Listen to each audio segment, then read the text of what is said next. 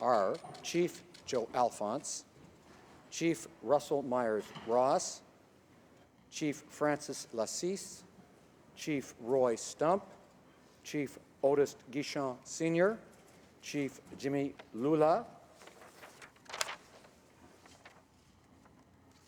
the Right Honourable Prime Minister.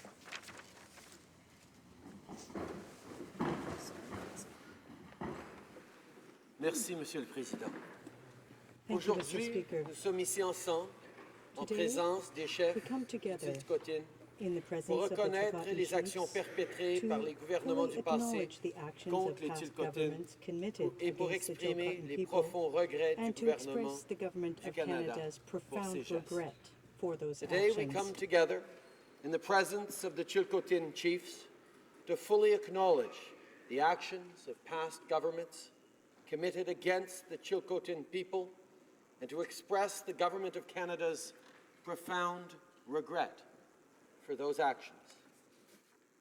We also come together out of recognition and respect for the Tsilhqot'in nation, a vital partner in Canada's ongoing nation-to-nation effort towards reconciliation. Today, we honor and recognize 6 Tsilhqot'in chiefs, men who were treated and tried as criminals in an era where both the colonial government and the legal process did not respect the inherent rights of the Tsilhqot'in people and the Tsilhqot'in nation. As the government and the people of Canada continue to come to terms with our colonial past, it is essential that we recognize and support the implementation of the rights of the Tsilhqot'in and all Indigenous peoples enshrined in our Constitution. The recognition and implementation of Indigenous rights can wait no longer, and neither should the Tsilhqot'in people continue to wait for an apology that is long, long overdue. Monsieur le Président, Mr. Speaker, long before the arrival of Europeans, the Tsilhqot'in people cared for and protected their homelands. In the spring of 1864, the Tsilhqot'in chiefs led a war party in defense of those homelands. Of Europeans, the Tsilhqot'in people cared for and protected their homelands. In the spring of 1864, the Tsilhqot'in chiefs led a war party in defense of those homelands. The chiefs were attempting to repel a colonial road crew that wanted to build a road through Tsilhqot'in territory without any legal agreement with the Tsilhqot'in nation. The rights of the Tsilhqot'in people to their land and their right to maintain and uphold their cultural and legal traditions were not considered by the colonial government of the day. As settlers came to the land in the rush for gold, no consideration was given to the needs of the Tsilhqot'in people who were there first. No agreement was made to access their land. No consent was sought.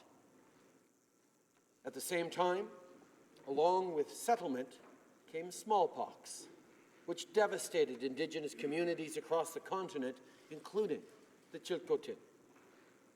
Some reliable historical accounts indicate that the Tsilhqot'in had been threatened with the spread of disease by one of the road workers. And so, faced with these threats, the Tsilhqot'in people took action to defend their territory. After convening a council to declare war, they attacked the road crew near Butte Inlet and removed all settlers from their lands before taking refuge in their territory beyond the reach of the colonial militia. Peu de temps après, Not long after, one of the leaders of the colonial militia, Gold Commissioner William Cox, sent the Tsilhqot'in chiefs a sacred gift of tobacco and, with it, an invitation to discuss terms of peace. Head War Chief Tsilhqot'in and his men accepted this truce. not long after, one of the leaders of the colonial militia, Gold Commissioner William Cox sent the Tsilhqot'in chiefs a sacred gift of tobacco, and with it, an invitation to discuss terms of peace. Head War Chief Tsilhqot'in and his men accepted this truth. As a show of goodwill, they rode into the camp to negotiate peace. Instead of being welcomed as leaders and respected warriors, they were arrested, imprisoned, convicted, and killed.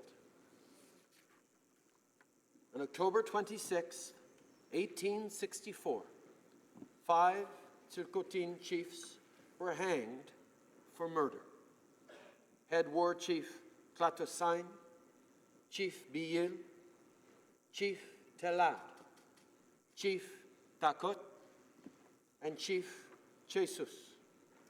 They are buried in Quesnel, BC. Later, Chief Aoun was also hanged. He is buried in New Westminster, BC. Monsieur le Président, Mr. Speaker, today our government acknowledges what the colonial government of the day was unwilling to accept, that these 6 chiefs were leaders and warriors of the Tsilhqot'in nation, and that the Tsilhqot'in people they led maintained rights to the land that had never been ceded. and acknowledges what the colonial government of the day was unwilling to accept, that these 6 chiefs were leaders and warriors of the Tsilhqot'in nation, and that the Tsilhqot'in people they led maintained rights to land that had never been ceded. Even though the colonial government did not recognize these rights, the chiefs acted in accordance with their own laws to defend their territory, their people, and their way of life. They acted as leaders of a proud and independent nation facing a threat from another nation.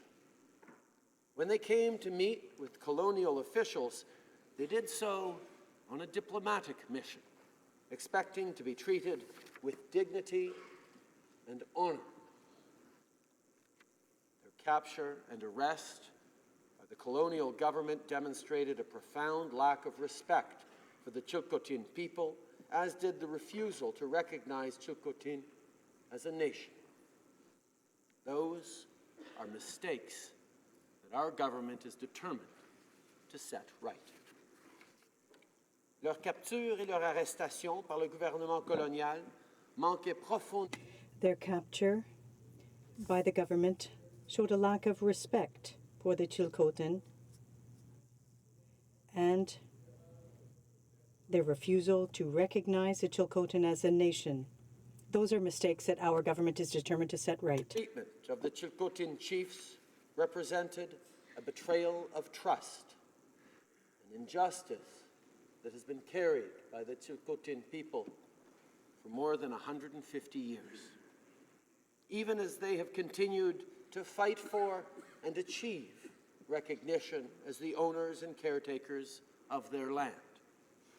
Mr. Speaker, today the Tsilhqot'in people, including the descendants of those 6 chiefs, continue to live on and care for Tsilhqot'in lands. They have never stopped fighting to preserve their territory and their culture, right up to the historic Supreme Court of Canada decision of June 26, 2014, which recognized Aboriginal title to the Tsilhqot'in nation. The Tsilhqot'in people and their leaders continue to show the same commitment to their land and to their nation that their chiefs did in 1864, pursuing government-to-government discussions with the government of British Columbia and the government of Canada, with the goal of reconciliation and recognition as a self-determining First Nation. In February 2016, the Tsilhqot'in Nation and British Columbia signed the Nenke Deni Accord, a significant step towards this goal. Less than a year later, in January 2017, we signed a letter of understanding between the Government of Canada and the Tsilhqot'in Nation, marking another step towards reconciliation and recognition of our new nation-to-nation relationship. Mr. Speaker, we know that the exoneration and the apology we are making today on behalf of Canada cannot, by itself, repair the damage that has been done. But it is my sincere hope that these words will allow for greater healing as Canada and the Tsilhqot'in Nation continue on the shared journey towards reconciliation. At the same time, we would do well to acknowledge that for the Tsilhqot'in people, the events of 1864 and 1865 are not confined to history. As a people, in particular the mothers that have passed this history down through generations, the Tsilhqot'in have carried these events with them for more than a century and a half. The actions of the government of the day have had a deep and lasting impact on the relationship between the Tsilhqot'in Nation and Canada. Think of all we might have gained, Mr. Speaker, if proper relations between our nations had been established and maintained. Think of what it might have meant for the Tsilhqot'in people to have true self-determination over their own future. Think of the economic opportunities that might have been realized.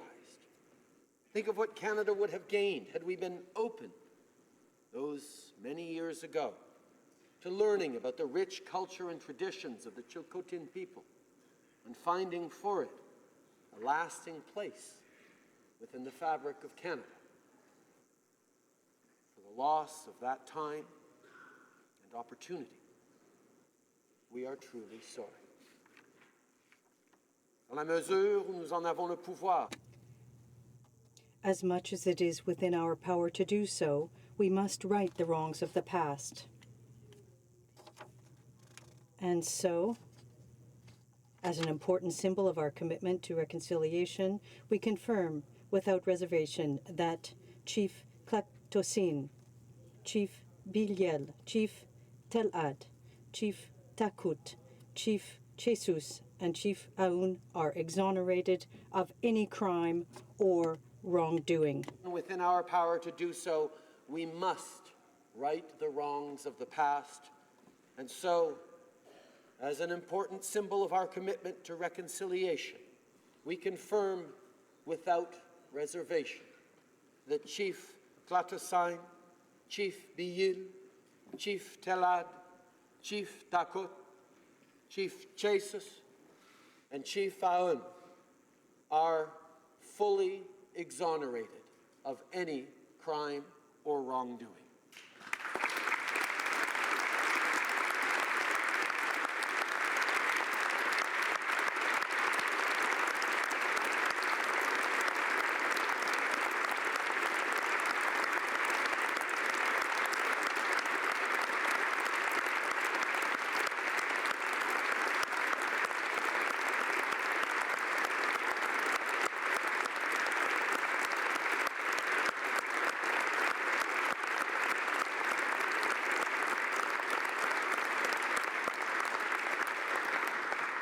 In the words of Chief Tsilhqot'in, they meant war, not murder. We recognize that these 6 chiefs were leaders of a nation, that they acted in accordance with their laws and traditions, and that they are well regarded as heroes of their people. I very much look forward to visiting the declared Aboriginal title lands of the Tsilhqot'in Nation this summer at the invitation of the Tsilhqot'in leadership to deliver the statement of exoneration directly to the Tsilhqot'in people who have fought so long and so hard to have the commitment and sacrifice of their war chiefs recognized. Je suis impatient de visiter le territoire. I very much look forward to visiting the declared Aboriginal title lands of the Tsilhqot'in Nation this summer at the invitation of Tsilhqot'in leadership to deliver this statement of exoneration directly to the Tsilhqot'in people who have fought so long and so hard to have the commitment and sacrifice of their war chiefs recognized. And apologizing for past mistakes is an important part of renewing the relationship between Canada and the Tsilhqot'in nation. But more hard work lies ahead. To continue to work together in positive ways that affirm the government's respect and recognition of the rights of the Tsilhqot'in people. To build a partnership that will support the Tsilhqot'in people as they continue to preserve and strengthen their culture and traditions and govern and care for a territory as a flourishing nation. To embrace the Tsilhqot'in nation and its rich contributions to the country that we all call home. To live up to the spirit of cooperation between our peoples, which has always been the unique strength and promise of Canada from its earliest days. As we honor the courage and sacrifice shown by the Tsilhqot'in chiefs 154 years ago, we fulfill that strength and that promise. And we do it as we always should have, in partnership, with respect, together. Thank you. Tsilhqot'in.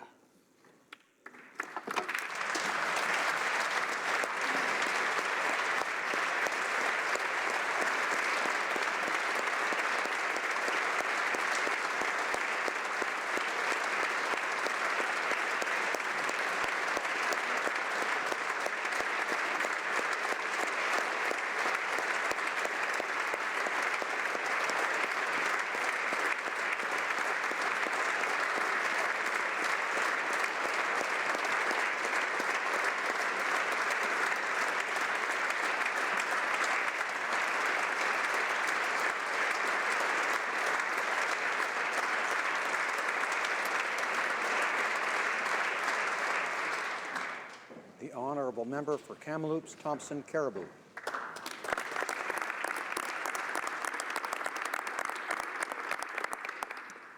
Thank you, Mr. Speaker. I rise today on behalf of Canada's Conservatives to mark a somber milestone in the history of British Columbia and that of Canada.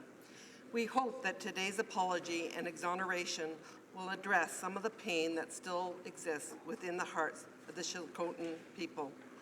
Here in 2018, we may ask ourselves what an apology can achieve.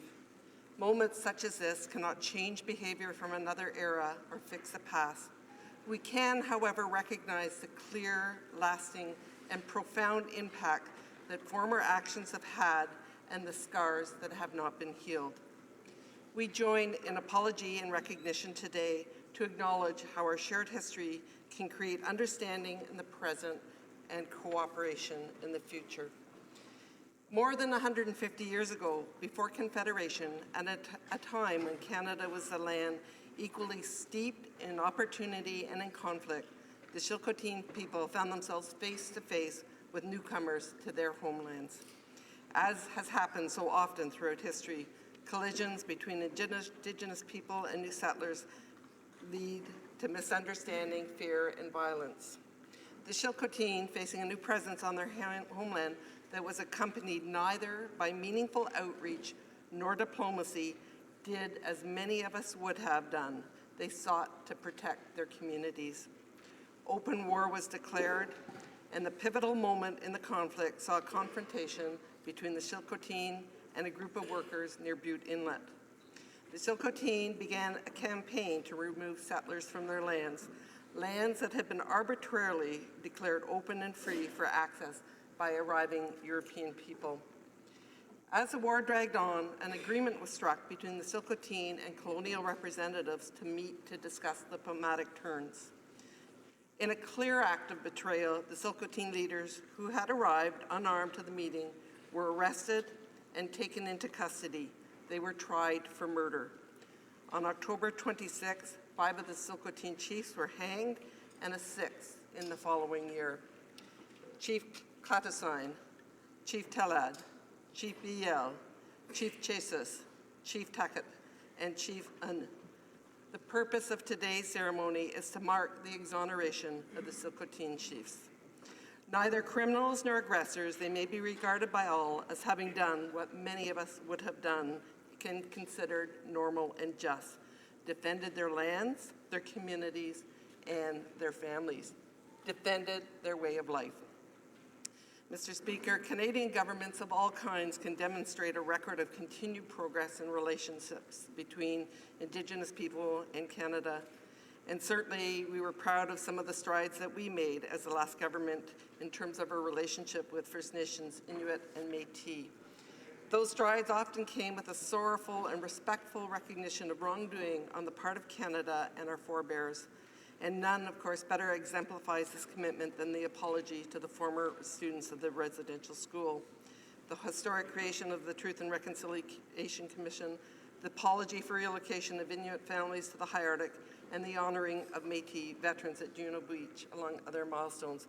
But the work clearly has not ended, and it must continue. It is appropriate that we work today towards a better understanding between the Tsilhqot'in nations and Canada. The Tsilhqot'in people of today contribute to the shared prosperity of beautiful British Columbia, a place so many of us are proud to call home. Their historic suffering has been recognized and remembered by successful provincial governments. As the words inscribed on what is today the site of the execution of the former Tsilhqot'in chiefs tells us, we must honor those who lost their lives in defense of the territory and the traditional way of life. We recognize the inconsolable grief that has echoed through their nation and reverberates even today. The Supreme Court of Canada's decision of 2014 recognized Aboriginal title for the Tsilhqot'in Nation, an important moment for their nation, but one that also recognized them as a centuries-long stewards of their beautiful lands. I personally have enjoyed firsthand the majesty of the territory, mountains, rivers, and valleys, the abundant wildlife, and of course, the unique and fascinating wild horses. As the wildfires ravaged through last summer, we can understand what a significant impact it was to your people, another loss to overcome. Conservatives also hope that today's apology is an important step for an improved relationship so that all residents of the Tsilhqot'in can live side by side in harmony and enjoy mutual prosperity. We thank and honor the presence of the Tsilhqot'in Nation here in the House of Commons today. This is a place where we can help define Canada for this generation and the next. We hope that today and in the future, it can also be a place that the Tsilhqot'in, too, can regard as a place of progress, reconciliation, and cooperation. Thank you.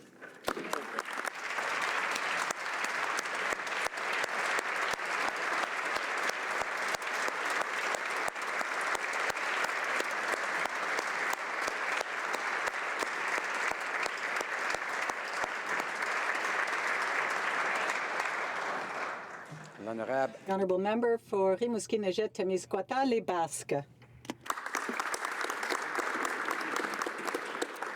Mr. Speaker, New Democrats welcome and support today's apology and exoneration. We join the government in acknowledging the harm done to the Tsilhqot'in people prior, during, and since the Tsilhqot'in War of 1864 and 1865.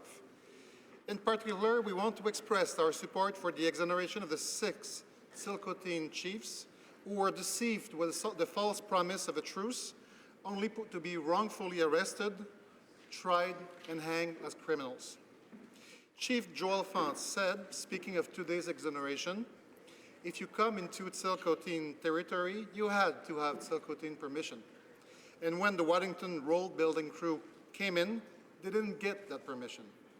And when they took our women, abused our women, we declared war on them.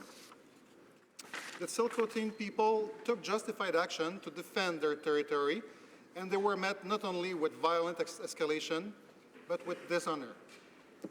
This was a critical event in the Tsilhqot'in War and a blight in the history of British Columbia. But more than that, the violation of the Tsilhqot'in people and land is part of Canada's legacy of anti-Indigenous colonial violence that still continues today. Well before the arrival of the Europeans, the Tsilhqot'in nation lived deep in the heart of the mountains and on the rivers of the Canadian West, in the heart of what is today British Columbia.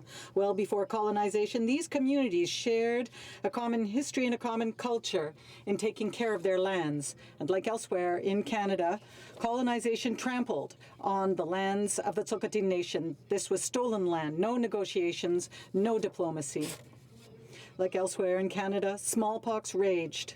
It struck Aboriginal peoples who weren't immunized against the diseases brought here by the Europeans. And historical accounts lead us to believe that this was intentional.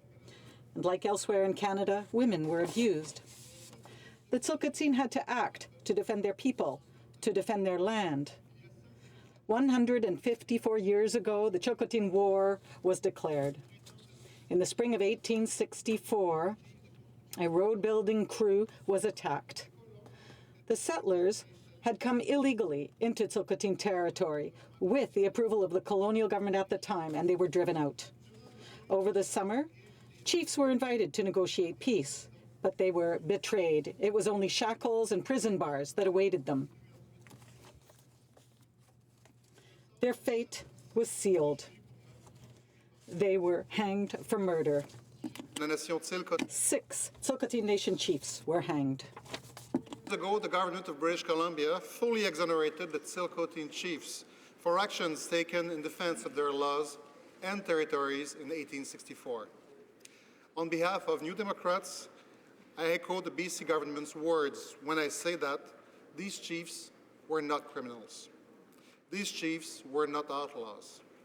These chiefs were proud leaders engaged in the defense of their lands and of their peoples. On this day of apology and exoneration, we also want to honor the many Tsilhqot'in historians, activists, advocates, and knowledge keepers who have continued in the face of overwhelming odds to honor the past and fight for a more just future. This day is a small vindication of your struggles. May it be the first of many more to come. It must be said that this apology and this exoneration are long overdue. But as was noted in the letter of understanding between the Tsilhqot'in Nation and Canada, we recognize that reconciliation begins with truth-telling and healing. So let us continue telling the truth here today. We believe, Mr. Speaker, in justice for Indigenous peoples. We believe in reconciliation. We believe it is time to act, because Indigenous communities cannot wait another 150 years for hope.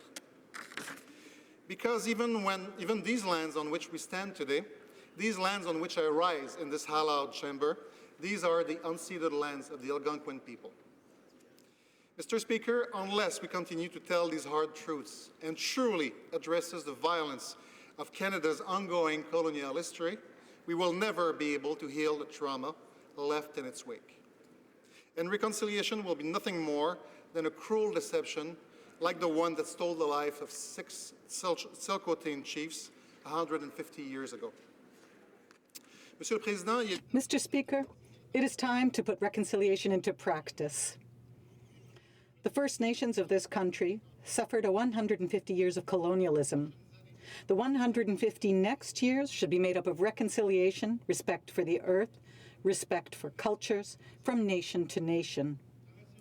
The Tsilhqot'in Nation and the Aboriginal peoples of this country have human rights, and it is time they were respected. We cannot continue to ignore the voices of all those who walked this land before us. And fishing rights on the New Channel territory on the west coast of British Columbia is wrong. Fighting survivors of residential schools like the one from St. Anne's is wrong. Leaving 81 First Nation communities on long-term boiled water advisories is wrong. Failing to appropriately address the housing crisis gripping First Nations communities from coast to coast to coast is wrong.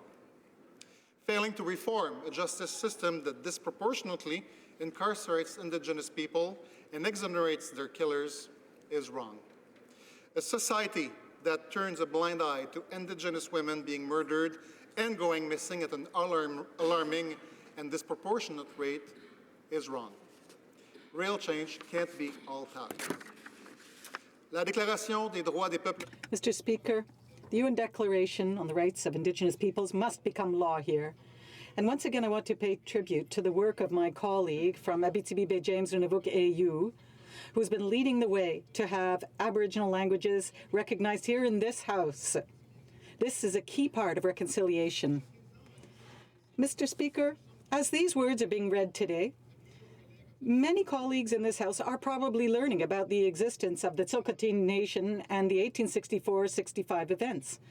That's the case with me. It was only in preparing this speech that I learned about the Tsilhqot'in War and the hanging of 6 Tsilhqot'in chiefs. And my ignorance is not unique in Canada. We know too little about all those who preceded us. We know too little about those who protected this land that today we are sharing. We have a duty to remember. We have a duty to be curious. We have a duty to learn. We have a duty to hand down the history of the First Nations, Métis and Inuit, but in order to do that, we need to take the time. We need to mark a moment on our calendar. We have to spend time to better know and understand each other, and that is why we support the bill of the member for Dignité Missinippi Churchill River to make a statutory holiday in Canada, National Aboriginal Peoples Day. Reconciliation Commission, a National Indigenous Peoples Day would be an opportunity to honor the many contributions Indigenous peoples have made to this land and reflect on the many challenges they still face today. The statutory holiday would offer a public opportunity to better understand and ensure Canadians recognize our common history and the legacy of the treaty relationship, which remains a vital component of the reconciliation process. This day would allow us to take stock of our dark history, like the hanging of 6 chiefs from the Tsilhqot'in Nation. Mr. Speaker, today's apology of the Government of Canada and the exoneration of the Tsilhqot'in chiefs are welcomed. It's a step in the right direction, and it will hopefully provide some closure, comfort, and peace to the Tsilhqot'in Nation. But the legacy of today's apology will be in the concrete actions this government and the ones after it take to build the true nation-to-nation relationship with First Nation, Inuit, and Métis. We cannot continue along the same path we have so unjustly walked for centuries. To the members of the Tsilhqot'in Nation and other Indigenous representatives in the House today, I want to thank you. I want to thank you for your strength in the face of colonialism. I want to thank you for your determination to see justice done. I want to thank you for your courage in the face of horrendous acts of violence, ignorance, and denial. Thank you for your patience with our young country as we strive to be better. During my preparation for his speech, Chief Roger William explained that the Tsilhqot'in don't apologize the same way the English or French do. To apologize, the person must admit that they did wrong.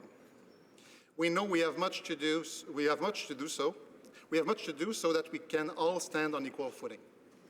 But today, I look up to all of you and say to Tsilhqot'in, Shla Guzu Hacha. We did wrong, and we will do better. Thank you.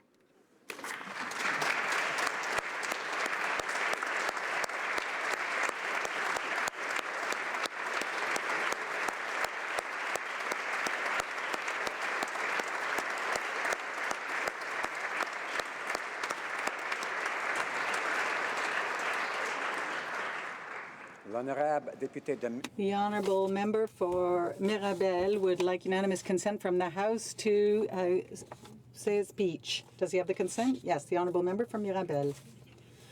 Thank you, Mr. Speaker. I'm honoured to rise and speak on behalf of my colleagues in the Quebec Parliamentary Group. The exoneration of the Tsilhqot'in chiefs is a very important symbol. The events of 1864 paint a revealing picture of colonialism at the height of its greed, with the gold rush as a backdrop. I will not speak in detail about these events, but I would like to emphasize how little understanding there was at the heart of this crisis.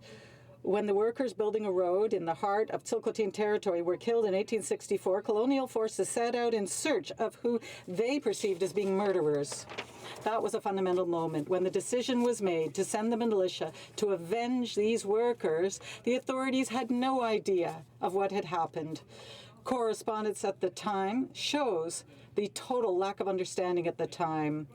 There was no mention of the fact that these builders had never asked for permission from the Tsilhqot'in Nation to build a road in their territory. It did not mention that they had paid a high price for their contact with the whites and that they had lost half their population to smallpox. It was only when these Tsilhqot'in chiefs were condemned to death and trapped in these false peace negotiations that some of the details were learned for the first time. I'd like to be able to say that this was just another time where communication was impossible in such a vast territory and an unknown territory between speakers of different languages. But still today in this House, we're talking about nation-to-nation relations as if it were some avant-garde concept.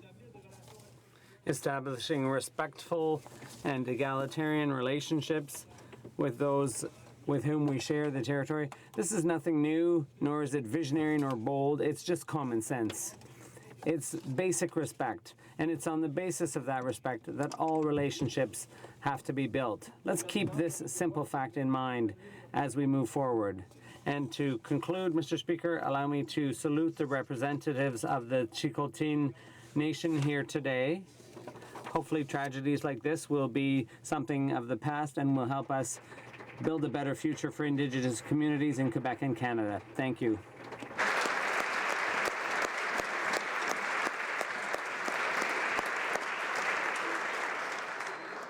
L'honorable député de Manicouagan a-t-elle... The honourable member for Manicouagan, does she have the unanimous consent of the House to make a speech? Okay, proceed. Thank you, Mr. Speaker.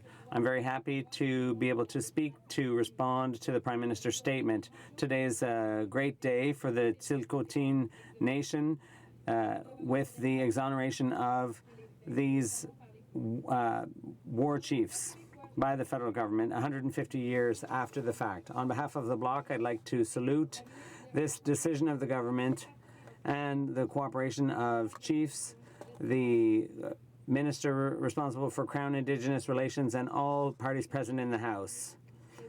This is a gathering in a symbolic place, and it shows everyone's willingness to make up for the mistakes of the past. What importance should be attached to what we're doing today? The Bloc Québécois hopes that relations with Indigenous peoples will be respectful.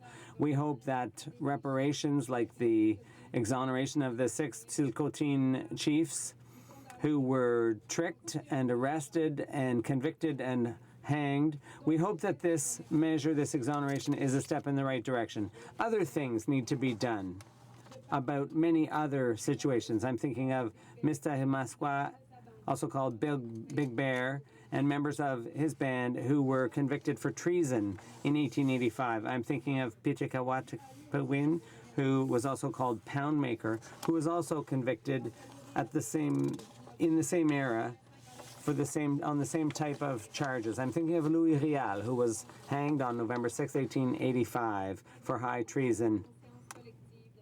This was a dark day in Canada's history and left a scar in our collective consciousness and in that of the Métis people, as well as the Quebec nation.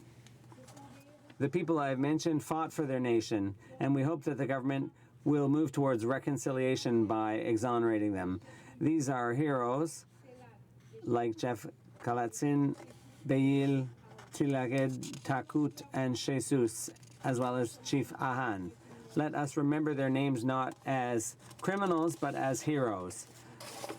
To conclude, Mr. Speaker, Canada has a lot of work to do away with its colonialist past. The First Nations of Quebec and Canada can count on the Bloc Québécois to listen to their concerns and support them, because we want to be a positive agent for change when it comes to our relations with Indigenous people. We want to put an end to colonialism. We want to repair the damage, and we want to be allies and friends. Thank you.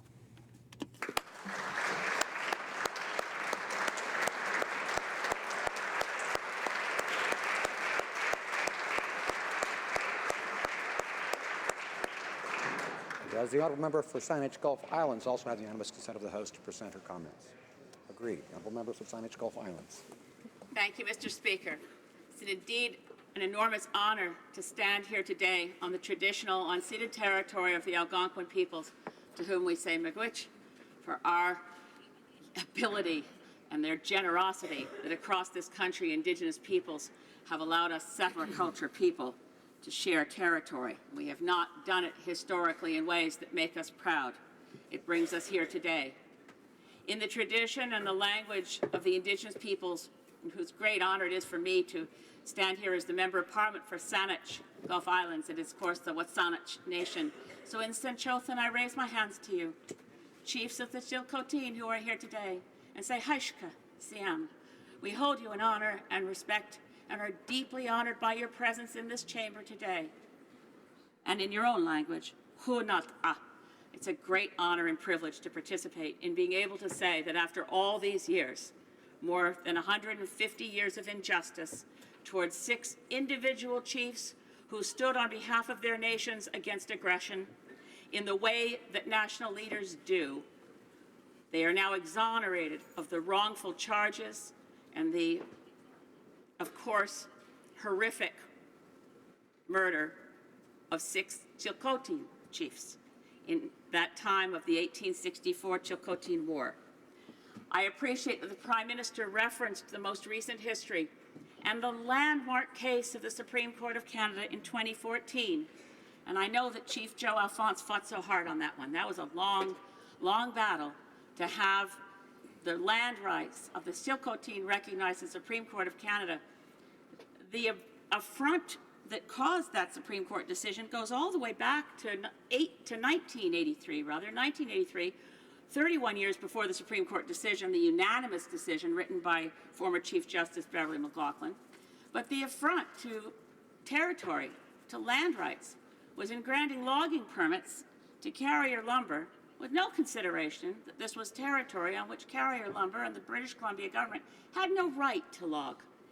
31 years of patience, finally resulting in a unanimous Supreme Court of Canada verdict that said so clearly, quote, title is title is title, unquote. And we are now in a period of trying to right the wrongs. Certainly the 1864 Tsilhqot'in War is one that was replete with wrongs. The actions of the chiefs at the time were prompted by not just the presence of a road crew, but the actions of that road crew in abuse and sexual violence against Indigenous young women of the Tsilhqot'in Nation, of their abuse of their own workers when they had Indigenous workers on their work crew. They were poorly treated and not paid. And ultimately, as is reported in history, the threat that when 4 bags of flour were stolen, the retaliation from the road crew would be to distribute smallpox-infected blankets to cause biological warfare against the Tsilhqot'in Nation. We know now, as others have said, how exactly wrong that period in our history was, how long it is in coming the full legal exoneration of the Tsilhqot'in leadership of that period, and of course an apology from the Government of Canada, for which I thank the Prime Minister from the bottom of my heart. This is long overdue, but that doesn't take away from the fact that this is an important day. And it is also, I think, important that all parties agreed to the unusual ability of us to have on the floor of our chamber the current Tsilhqot'in leadership. This is very important. But I'll turn back to the words of Chief Tsilhqot'in of saying, quote, we meant war, not murder.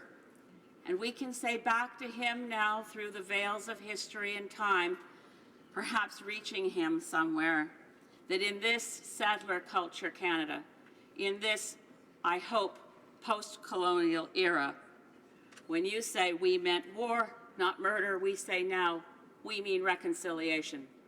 We mean peace. We mean respect. We mean, at long last, the nation-to-nation relationship based on mutual respect and stewardship of our land with the leadership of Indigenous peoples. Again, I say, Haishka Siam, thank you, miigwech coolnots. Thank you.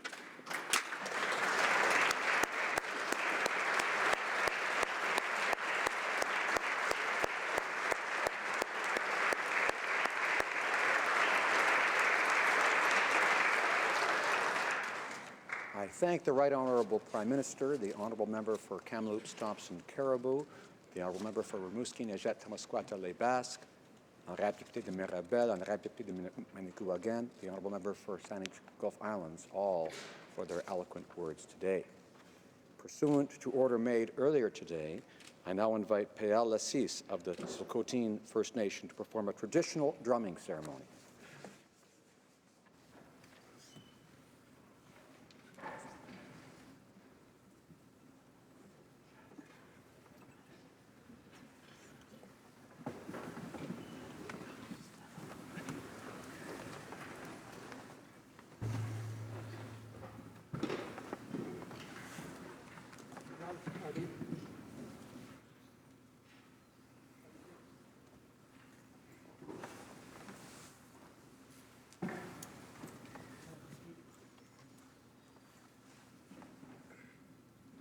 Oh,